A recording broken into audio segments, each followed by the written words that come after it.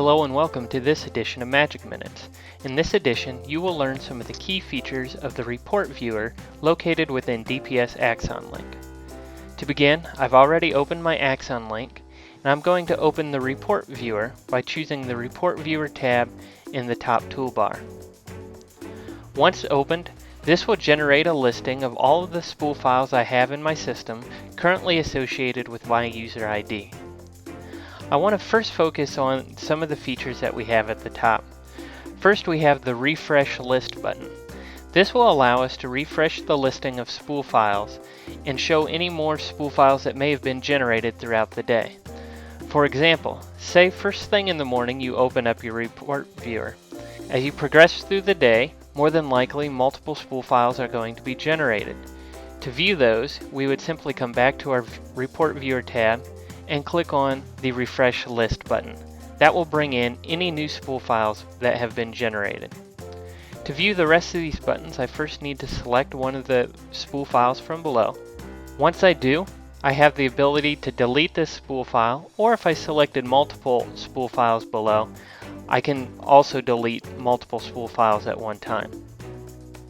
I have the ability to release the selected spool file.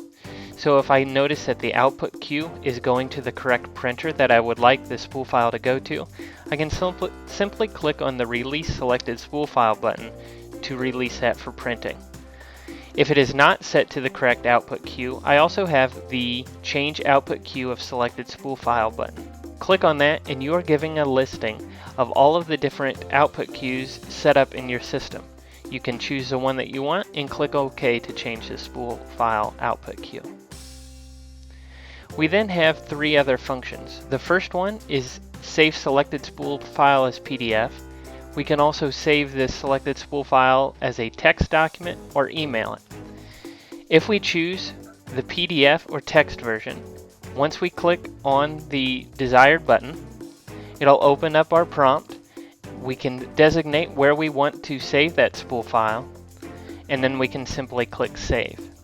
One thing to note, for PDFs, you want to be sure to leave the .pdf ending, and for .text files, you want to be sure to leave the .txt ending to allow the files to save in the correct format.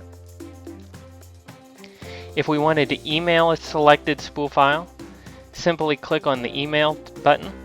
You can input your email address, the subject, and any note. Once you click OK, that will generate an email and send the spool file as a PDF document. To open one of these spool files, simply double click, and once open, you will be able to see the details of that selected spool file. You'll notice up here at the top, we also have the ability to print, save as a PDF, save as a text, and email the selected spool file. Back on the Report Viewer tab, a couple more functions to mention. First of all is our sort feature. Simply click on a heading to change the sorting of a listing. That can be done for any of these headers. Additionally, if you want to change the layout, you can simply left click and hold and drag a column wherever you would like it to go in the listing. You will also notice that in the user data field, better descriptors are being used to help you identify each spool file. This is the newest advancement of the Report Viewer program that will be available soon. For more information, please contact your SSA. I hope you enjoyed this edition of Magic Minutes. Please check back on a regular basis for more information from DPS.